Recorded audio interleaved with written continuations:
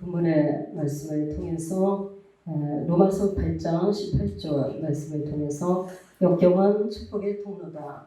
역경은 축복의 통로다라는 말씀이죠. 예, 역경이라는 통로를 지나가면 뭐가 나온다? 축복이 나온다. 아멘. 기독교의 어떤 진리입니다. 역경이라는 통로를 통과하면 축복이 난다. 이런 말씀이에요. 그래서 고난 속에서 뭘 찾자? 힘을 찾자. 고난 속에서 뭐를 찾아요? 힘을 찾자. 역경은 곧 축복이다. 말씀을 우리가 함께 은혜를 받겠습니다. 우리가 살다 보면 환경으로 인해서 환경이라는 이 자체가 우리의 믿음을 무너지게 하고 우리의 환경을 주저앉게 하는 경우가 많이 있습니다. 우리가 원하지 않는 거죠. 이러한 무너지게 하는 이 환경은 우리가 원하지 않는 거예요. 또한 이렇게 이제 어려운 환경들은 우리가 한 번도 소원해 본 적도 없는, 그렇게 되기를 바라본 적도 않는 것들이 우리 현실에 닿을 때가 있습니다. 그렇게 환경으로 인해서 우리의 믿음이 연약해서 흔들릴 때도 있고, 또한 내가 원치 않는 그 환경을 통해서 내가 믿음을 저버리고 주저앉을 그러한 위기를 만날 때도 있게 됩니다. 그것이 예수 그리스도를 믿는 그리스도인들이라 할지라도 그것들이 우리 앞에 지나갑니다. 어떤 분은 그럽니다. 나는 예수를 믿지 않다가 너무나 힘들어가지고 이제 예수를 믿고 교회를 나오고 나는 믿음 생활을 시작했는데도 어째 나의 고난은 끝나지가 않는가? 나의 역경은 계속되고 있는가? 안 믿을 때와 믿을 때가 똑같지 않느냐? 이런 생각을 하게 되는 경우도 있습니다. 환경의 변화가 안 생기는 거죠. 또 어떤 분들은 이제 정말 열심히 신앙생활하고 정말 열심히 기도도 하고 주님의 충성도 하고 봉사도 합니다. 그럼에도 불구하고 고난이 내 앞에 지나가는 거예요. 하나님 이게 무슨 일입니까? 이거 어떻게 된 상황입니까? 도대체 하나님 말씀해 주세요. 나는 뭐가 부족한 것입니까? 저는 11조도 잘했습니다. 저는 기도생활도 잘했습니다. 저는 말씀을 많이 묵상하고 그 말씀대로 살으려고 노력도 했습니다. 그리고 저는 전도도 했습니다. 그리고 교회에서 누구보다도 봉사와 섬김에 앞장섰습니다. 그럼에도 불구하고 왜 나의 삶에는 축복의 문이 열리지 않을까요? 이 고난은 언제 끝나는 겁니까?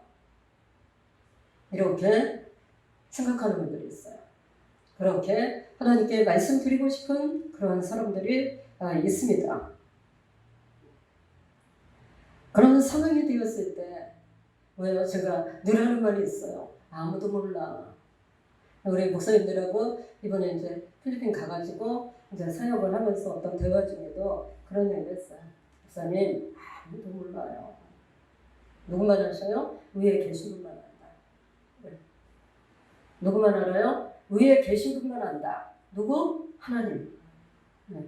아무도 몰라요, 목사님. 안다고 얘기하지 마. 그것은 이런 이유 때문에 이렇게 되었고 이렇게 해야 된다고 얘기하지 마십시오. 그것은 위에 계신 하나님만 알고 계십니다. 왜 그렇게 되었으며 왜 그런 역사가 일어났으며 나의 인생에 이런 것들이 지나가고 있으며 나는 앞으로 어떻게 될 것이냐. 그것은 당신은 몰라. 목사님을 할지라도. 누가 아죠? 누가 알아요? 하나님. 하나님만 아시는 겁니다. 그렇게 대화를 한 적이 있어요. 우리가 역경 속에서, 환경 속에서 원치 않는 환경이 내 앞에 지나가고 있을 때 그래서 여러분 안다고 얘기하지 마시기 바랍니다. 역경을 감당하고 있는 본인이 모를 때 제3자는 아예 모르는 거예요. 역경을 감당하고 있는 본인이 가장 그 역경에 근접하도록 이해하고 있다. 그렇죠? 남이 잘할 것 같으죠? 정말 안 있습니다. 남은 더 몰라. 역경을 당하고 있는 당사자가 가장 거기에 대해서 가장 밀접하게 알고 있는 거예요. 말을 안 하고 살아가고 있으니까 그렇지. 그렇죠? 여러분들이 고난을 지나가면서 누가 가장 뼈 아프게 그걸 느끼고 있습니까? 당사자예요. 당사자. 남들은 이래라 저래라 얘기할 필요가 없는 거예요. 그리고 욥기서에 보면은 욥은요 이유 없이 고난을 당합니다. 근데 그게 무엇이었어요? 하나님의 뜻이었더라. 하나님 뜻은 어떤 것입니까? 요동치 않는 거예요. 하나님 뜻은 어떤 거예요? 하나님 뜻은 불변한 겁니다. 하나님 뜻은 어떤 겁니까? 내가 무조건 나의 삶으로, 나의 몸으로, 나의 모든 것으로 지나가야 되는 것입니다. 그런데 욥의 세 친구로 와서 계속 얘기합니다. 너는 잘못 보고 있는 거야. 너는 엄청난 죄인이야. 너는 하나님 앞에 처음부터 다시 시작해. 너가 이렇게 너에게 고난이 온 것은 하나님의 엄청난 너에 대한 뭐가 있어요? 부정적인 것들이 있다. 이렇게 욥의 세 친구는 아주 제가 읽어보면은 욥기서를 읽어보면은 아주 철학적으로 얘기하는 것 같아요. 철학적으로. 어쩌면 그렇게 믿음도 좋은지 몰라 그들은. 믿음이 너무 좋아요. 그렇죠? 여기서 8장 7장 보면은 뭐예요? 응? 그런 말씀 보면은 그들이 한 말 너무너무 믿음이 좋은 말들을 막 하고 있어요. 욥의 친구니까 믿음이 좋았겠죠. 그런데 어때요? 틀렸더라. 그런데 어때요? 틀렸더라. 네, 틀렸습니다. 하나님이 나중에 그들을 어마어마하게 벌을 주시면서 욥이 용서하지 아니하면 내가 저들을 결단코 용서하지 못하리라 이렇게 말씀합니다. 왜? 하나님의 뜻에 어긋났으니까. 하나님의 뜻에 가고 있는 욥이에요 지금. 그런데 욥을 그 세 친구가 너무너무 잘못된 것이 하면서 계속해서 물론 도와주려고 왔겠죠. 물론 위로하려고 왔겠죠. 나쁜 마음으로 왔겠어요. 친구들이 위로하려고 왔어요. 너무 안타까우니까. 그죠? 아내도 달아나버리고 자녀들 다 죽어버리고 그리고 그 많던 재산 당대의 거부였습니다. 다 없어져 버렸고 몸은 병이 나가지고 빗장 말라서 해골같이 남아서 그나마 그 해골에 벌레들이 계속 쏘고 있는 거예요. 기어다니면서. 그렇죠? 그런 상황 속에 들어왔는데 욥은 뭐예요? 당대의 의인이었더라. 욥은 당대의 의인이었다고 말합니다. 그는 얼마나 하나님밖에 모르는 사람인지 몰라요. 그런데 그런 어려움에 당해 있어요. 그때 모든 사람은 다 욥이 잘못했다고 얘기합니다. 네, 하나님은 정확하신 분이니까. 하나님은 어떤 분이에요? 실수가 없는 분이야. 하나님은 하자도 없어. 하나님은 아무것도 잘못된 게 없는 분이에요. 그렇죠? 그러니까 누가 잘못이야? 이 고난당하는 건 욥이 잘못이잖아요. 그래서 그렇게 이 얘기를 할 수밖에 없었던 거예요. 그러나 주님은 뭐다? 하나님의 뜻에는 더 이상 우리가 거론할 게 없다. 하나님의 뜻에 대해서 더 이상 알 수가 없다. 우리는 하나님의 뜻을 안다고 얘기하지 마시기 바랍니다. 하나님의 뜻은 아무도 몰라요. 오직 하나님만 아시더라. 그래서 우리가 살다 보면 한겨울이면서 무너지거나 주저앉을 때도 있습니다. 아, 여기서 끝나는 것보다 실망할 때가 있습니다. 나의 인생은 이것밖에 안 되나 보다. 그래 나는 그럴 줄 알았어. 기도 많이 해도 별거 없구나. 믿음을 세우면서 살아가도 별거 없구나. 현실은 바뀌지 않는구나. 이러면서 이제 실망할 때가 많이 있습니다. 그렇다 할지라도 뭐예요? 역경 속에서도 뭐예요? 승리자의 모습을 지켜야 한다. 아멘. 이게 기독교예요. 이것이 예수 그리스도입니다. 십자가를 지신 예수 그리스도. 예수님은 십자가에 달리셔서 죽으셨어요. 고난 당하셨어요. 심장이 파열되기 때문에 소리를 크게 지르셨어요. 너무 아프니까. 흘리시는 머리에 씌운 가시멸관에 통해서 피가 쏟아질 때 눈으로 들어갑니다. 코로 들어갑니다. 입으로도 흘러내립니다. 눈을 뜰 수가 없어요. 그 고난을 도무지 예수님은 받을 분이 아니에요. 누구의 뜻이에요? 하나님의 뜻이었더라. 네. 그의 고난은 누구의 뜻이에요? 하나님의 뜻이었습니다. 그래서 예수님은 나중에 숨이 끊어졌어요. 예수님은 어떤 분이에요? 네? 떡 5개와 물고기 2마리 가지고 5,000명을 믿고 다 해서 2만 명도 넘는 숫자예요. 장정만 5,000명이니까. 먹이고 12바구니를 남는 거를 거두시는 분이더라. 죽은 자를 다 살리시는 분이더라. 아픈 자를 다 고치시는 분이더라. 네. 모든 사람의 슬픔 가운데서 그들을 위로하고 건져내시는 분이더라. 그의 능력은 전능자의 능력이에요. 그러면 십자가에서 못 박아 이러고 계셔야 되겠어요? 네? 피를 절절을 흘리면서 네? 달려가지고 아프다고 소리 지르고 있어야 되겠어요? 그런데 예수님은 그렇게 하셨더라. 누구의 뜻이에요? 하나님의 뜻이었더라. 아멘? 네. 요셉은요, 귀한 부잣집에 믿음 좋은 야곱의 아들이에요.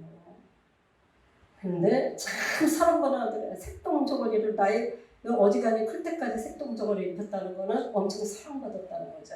그렇게 사랑받는 아들입니다. 그런데 그거 어떻게 돼요? 지금 꽁꽁 묶여가지고 팬티 하나 입혀가지고 꽁꽁 묶여가지고 애굽이라는 나라의 노예로 지금 팔려갑니다. 요셉은 생각합니다. 하나님, 제가 뭘 잘못했어요? 제가 어떤 것을 잘못했을까요? 하나님, 저를 왜 이렇게 아무도 알지 못하는 이 나라에 아버지도 떠나고 엄마도 떠나고 형들도 다 떠나고 제가 여기 와서 이 슬픔과 외로움 속에서 눈만 뜨면 일을 하고 잠들 때까지 일을 안 하면 안 되는 노예로 살아가는 가운데 있어야 됩니까? 누구의 뜻이에요? 하나님의 뜻이더라. 그가 그곳에 가는 거 하나님의 뜻이었습니다. 하나님의 섭리였어요. 그렇죠? 다윗은 이제 이새의 아들 중에서 막내 아들이에요. 보잘것도 없는 아들이에요. 이제 이새의 집에 선지자가 쳐들어옵니다. 가져와서 하나님께서 말씀하시기를 너의 아들 중에서 기름을 부으라 하신다. 뭐든 그 옛날엔 기름은 세 가지 사람에게 부어줬어요. 첫째 왕될 사람에게, 그 다음에 제사장 될 사람에게, 세 번째 선지자 될 사람에게. 이렇게만 하나님의 기름 부음이 하나님의 종들을 통해서 기름 부음이 있었어요. 그런데 이 아들 이새의 아들 중에 다윗을 뭐예요? 기름 부으라 하신다. 왕이에요. 왕. 평민입니다. 평민. 그들의 아들 중에서 왕. 네. 그래서 영문도 모르고 아들 멋진 큰아들부터 갖다 대기 시작을 했어요. 뭔지 잘생기게 키도 크고 막 이래가지고 갖다 대기 시작했어요. 불렀어요. 그러면 선지자 앞에 갖다 놨어요. 그랬더니 아니, 이 아들 아니라 하십니다. 그래요. 두 번째 아들도 왔어요. 이 아들도 아니라 하십니다. 세 번째 아들도 왔어요. 이 아들도 아니라 하십니다. 하나님이 승낙을 하셔야 기름을 붓죠. 다 왔어요. 다 왔는데 기름 붓자가 하나도 없어. 참 이상하다. 선지자 이상. 아니 하나님 분명히 이새의 아들 중에 기름 부으라는데 하나도 없는 거예요. 그래서 아들이 이것밖에 없으니까 하나 있는데 별것도 없어요. 찌질해가지고 막내 하나 있습니다. 양치는 이렇게 먼지 잔뜩 씌우고 이런데 이제 막 덕지덕지 더러운 거 먹고 양하고 같이 노는 아들, 지키는 아들, 그거 하나 있습니다. 볼 것도 없는 거죠. 그런데 데려오시고, 그건 왜 있다고 했잖아요. 하나님이 있다고 하셨잖아요. 그러니까 데려와봐야 알지. 우리가 겉으로 보면서는 하나님 뜻을 절대 몰라요. 그래서 데려왔습니다. 데려와가지고 보니까 하나님께서 그다 말씀하시는 거예요. 바로 내가 원하는 자가 바로 이 아들이다. 그래서 어떻게 했어요? 선지자가 기름을 부었어요. 장래 그릇 왕될 사람입니다. 선택을 하셨어요. 하나님께서. 하나님이 하시면 다 하신다. 네, 하나님이 하시면 다 하신다. 네. 기름을 부었어요. 기름을 붓는데 어떻게 해요? 그가 기름 붓고 고난이 시작됩니다. 고난이 시작돼요. 싸움터에 나가가지고 이제 골리앗 장군을 이스라엘을 모욕하는, 그리고 이스라엘의 주인이신 하나님을 모욕하는 것을 보고 다윗이 나와서 작으니까 키도 군인도 아니니까 갑옷도 안 맞아요. 헐렁헐렁해가지고 다 질질 끌고 다녀야 돼. 칼도 못 들어. 그러니까 자기가 양칠 때 썼던 물맷돌, 자갈돌이에요. 자갈돌 5개 주머니에 있던 거 물총 쏘는 거에 찍어가지고 골리앗 장군 앞에 나가면서 요 만군의 여호와이신 하나님의 이름으로 내가 나가노라. 저는 하나님의 일을 모욕했으니 죽어 마땅하도다. 이러고 군인 대신 나갔어요. 군인도 아니고 다윗이. 나가서 물총 쏜 게 정확하게 맞았습니다. 한 방으로 쓰러져 버리고 죽어버렸어요. 다윗은 칼을 달라고 두 손으로 낑낑거리면서 그의 목을 밉니다. 그가 무너짐을 해서 이 싸움을 승리하는 거예요. 사울은 박수를 쳐요. 그때 왕이었잖아요. 박수를 칩니다. 다윗은 얼마나 사랑스럽겠어. 그런데 사랑해야 될 그 다윗을 어떻게 해요? 이제 서로 정권 다툼, 권력 다툼이 생긴 거예요. 권력 다툼. 사람들이 백성들이 난리 났어요. 다윗을 칭송하느라고 난리가 났습니다. 막. 야, 그랬다. 백성의 마음이 다윗으로 돌아가는구나. 어린 다윗으로 돌아가는구나. 저걸 죽여버리가 되겠다. 그래 내가 영원히 왕을 하지. 이런 생각을 한 거예요. 저거 어디서 온 거야? 도대체 평민. 응? 왕족도 아니고 평민. 온 다윗을 사람들이 너무 좋아하는 거예요. 우리는 백성들이 좋아하면 끝나. 백성들이 좋아하면 대통령 되잖아. 그죠? 백성들이 투표해가지고 백성들이 좋아서 다 뽑는 거예요. 그냥 이래라 저래라 할 거 없어. 아이고 살 수가 없어. 또 이런 얘기 할 거 없어요. 자기들이 좋아서 뽑아놓고는. 응? 어쨌든 그런 거예요. 그러니까 내가 왕자리를 뺏기게 되겠구나. 그때부터 20몇 년 동안에 다윗을 죽이려고 계속 신하들을 보내기 시작합니다. 다윗이 있는 곳곳마다 따라다녀요. 다윗은 20몇 년 동안 계속 도망자의 삶을 살아갑니다. 성경의 도망자는 누구요? 다윗이에요. 다윗. 이렇게 됐지만 그는 이해할 수가 없는 이 도망자의 삶을 이해할 수 없어요. 다윗 하나님이 진짜 사랑하는 사람이에요. 하나님 앞에 정직한 사람이에요. 다윗은 믿음이 훌륭한 사람이에요. 사랑이 충만한 사람이에요. 하나님 너무나도 좋아해서 그가 하나님을 영화롭게 할 때 온갖 단어를 다 갖다 댑니다. 하나님은 산성이시오, 피난처시오, 나의 보호자시오, 나의 힘이시오, 응? 나의 모든 것 되십니다. 그래서 계속 고백하는 다윗. 늘 찬양하면 하나님만 찬양하는 다윗. 그 다윗이 뭐가 되었어요? 도망자가 되었더라. 이해됩니까? 다윗은 이해가 안 되죠. 그러나 뭐예요? 그는 한 번도 하나님을 원망한 적이 없고 한 번도 믿음에서 뒤로 물러간 적이 없더라. 그는 늘 그 연단 속에서 여러분 도망자의 삶 살아갔어요? 저 같은 성격은 하나도 못 살아요. 저는 분명하고 확실해야 돼. 그런 삶을 못 살아요. 도망다니면서 여기 숨어 있고 저기 숨어 있고 이게 얼마나 살기 힘든 삶입니까? 그런데 그 삶을 사는 거예요. 그 힘든 삶에서 집도 한 번도 못 가봐요. 그런데 하나님을 계속 찬양하더라. 아멘. 하나님을 계속 경배하더라. 하나님을 계속 존귀하게 표현하더라. 이게 다윗의 믿음입니다. 다윗의 이해가 전혀 되지 않았어요. 자, 그것이 뭐였더라? 하나님의 뜻이었더라. 연단받고 훈련받고 연단받고 훈련받고 연단받고 훈련받고 계속 그랬어요. 씻어내고 또 씻어내고 닦아내고 털어내고 만들어내고 주님의 작업이 시작된 거예요.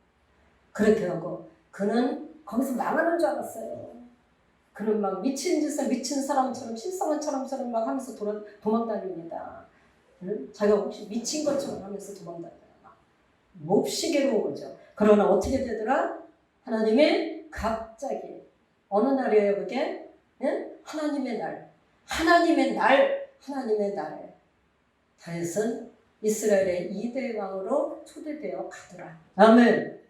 하나님 다 하시는 일을 다 해버리시는 거예요. 가더라.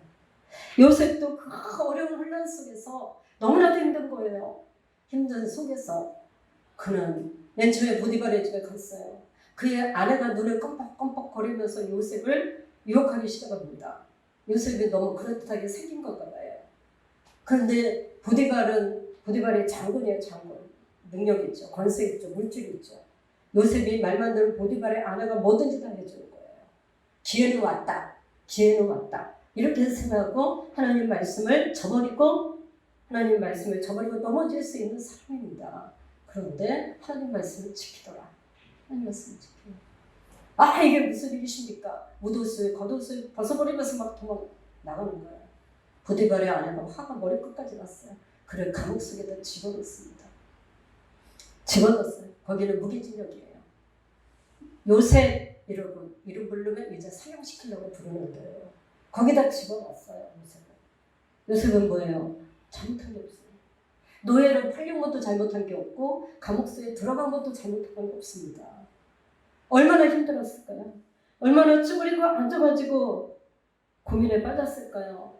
사람인데 나의 인생은 여기서 끝나는구나. 젊은 나이입니다. 여기서 끝나는구나. 나는 왜 이렇게 되었을까? 나의 인생은 왜 이렇게 되었을까? 나는 왜 이것밖에 되지 못하고, 나는 하나님을 사랑하는데 하나님을 잘 섬기고 있는데 여호와 하나님, 그분은 나를 보고 계신다.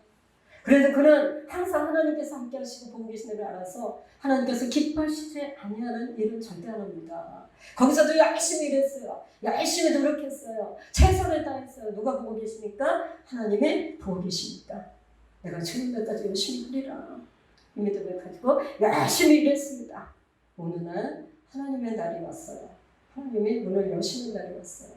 갑자기 간수장이 부릅니다. 요셉 부를 때 어떻게 하자고요? 뭐 할 때?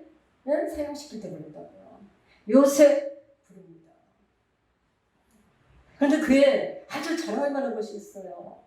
떡 만드는 간원장과 술 대접하는 간원장. 둘이 감옥소에 들어왔을 때 요셉은 최선을 다해서 열심히 살아요. 그들에게 이제 너는 어떻게 될 것이고 너는 어떻게 될 것이다. 하나님의 영이 그에게 충만하니까 다 아는 거예요. 그래가지고 얘기해줬는데 그들이 나와가지고 그들을 됐어요. 살아있는 간원장, 술 맡은 간원장은 이제 요셉이 부탁했는데도 다 잊어버렸어요. 요셉이 감옥에 있을 때 너 나가면 내 얘기 좀 해줘라. 너 나가면 나 좀 도와줘라. 최선을 다하는 거죠. 열심히 사는 거죠. 그리스도인의 모습입니다. 이게. 그렇게 했는데도 그가 잊어버렸어요. 잊어버려도 어떡하더라? 하나님은 아시더라. 예, 사람은 다 잊어버려도 괜찮아요. 하나님만 알고 계시는데 하나님이 요새 흉년이 들었는데 왕은 해결을 못하는 거예요. 지금. 그런데 술 맡은 간원장이 그거를 해결하는 놀라운 지혜를 가지고 있는 사람이 있으니 그를 한번 왕이여 만나보시옵소서. 이렇게 된 거죠. 그래서 요셉은 왕 앞에 갑니다. 왕 앞에 간 게 시작이 돼가지고 그는 뭐가 돼요? 나중에 총리가 돼요. 총리. 애굽의 총리가 되는 거예요. 노예가 총리가 됐어요. 누구의 뜻이더라? 하나님의 뜻이더라. 아멘. 그래서 지금의 환난은 뭐예요? 장차 올 영광과 좋게 비교할 수 없도다. 이것이 성경입니다. 성경에 하나님의 사람들이 다 이런 과정을 지나갔어요. 고통의 굴을 다져놨단 말이에요. 그 앞에 놀라운 하나님의 축복의 역사가 일어남을 하나님의 말씀으로 기록하고 있는 거예요. 자, 이러한 환난 속에서 어떻게 해야 된다? 우리는 승리자의 모습을 잃어서는 안 될 것이다. 아멘.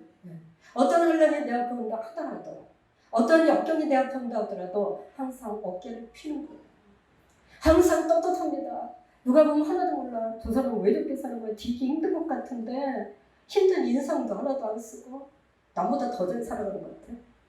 뭐가 있을까요? 전능자 하나님이 나의 주인이 되시니까. 아멘. 예, 나를 아시는 분이에요. 그분은 걱정할 게 없는 거예요.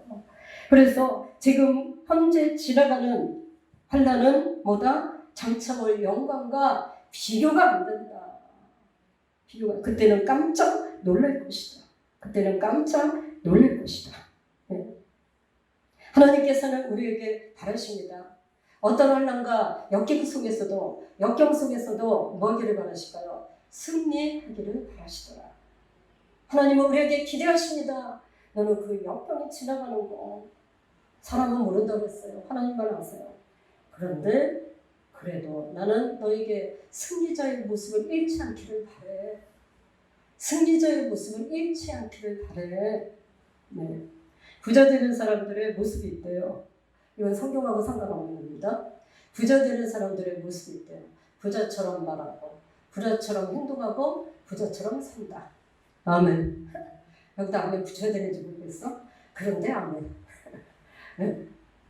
자, 우리는 승리자가 되려면 어떤 모습을 갖춰야 될까요? 그럼 우리는 승리자의 모습을 갖춰야 된다. 아멘. 네. 하나님은 우리가 승리자의 모습으로 살아가기 원하세요. 왜? 하나님의 승리자시니까. 네. 예수께서 승리하셨으니까. 우리는 어차피 승리자니까. 어찌 됐든 간에 우리는 승리자예요. 아멘? 하나님 나라가 준비되어 있고, 그래, 좋아. 여기서 그냥 살다가 어떻게 되다가 죽었다고 하자. 그래도 나는 어디 가요? 천국 간다. 거기 가보면 한다. 이게 얼마나 도대체 기가 막힌 상황인지. 네. 어차피 우리는 승리자다. 그러니까 우리는 승리자의 모습을 하나님은 잃기를 원치 않아요. 잃지 말라. 이렇게 말씀하시는 가운데 있는 것이에요. 시편 145편 14절에 여호와께서는 모든 넘어지는 자들을 붙드시며 비천한 자들을 일으키시는도다. 아멘. 하나님은 넘어지는 자들을 붙들어 주시는 분이에요. 세상에 여러분 넘어질 때 붙들어 주는 사람이 있는 줄 아세요? 없어요. 없어요. 결과적으로는요, 한 번, 두 번은 해줄 수 있을지 몰라. 나중에 원망합니다. 나중에 불평합니다. 싫다고 합니다. 물리칩니다. 밀어냅니다. 이건 사람이에요. 하나님은 아니에요. 한 번 넘어져도 또 붙들어 주시고, 또 두 번 넘어져도 또 안타까운 마음으로 다시 붙들어 주시고, 세 번 넘어져도, 10번 넘어져도, 100번 넘어져도 여러분은 안타까운 마음, 사랑을 가지고 또 일으키시면 너 힘들지. 얼마나 힘들겠느니까. 그리고 또 일으키시고 또 일으키시는 분. 내가 너를 안다. 이러면서 또 일으키시며 또 일으켜주시는 분. 그분이 누구예요? 하나님이세요. 나의 사랑하는 아버지 하나님. 그분은 결탄코 놓지 아니하시더라. 네. 자, 이렇게 주께서는 말씀합니다. 이사야 60장 6절에 일어나라 빛을 발하라 이는 여호와의 영광이 내게 임하였고. 일어나. 어떤 상황에서도 주저앉지 마. 입을 수가 놓이지 마. 펄떡 일어나. 멋지게 승리자처럼 전진에 가. 계속 그 길을 가. 절망하지 마라. 여호와의 영광이 내게 임할 것이다. 힘들어하지 마라. 주께서는 이렇게 말씀하시는 가운데 있어요.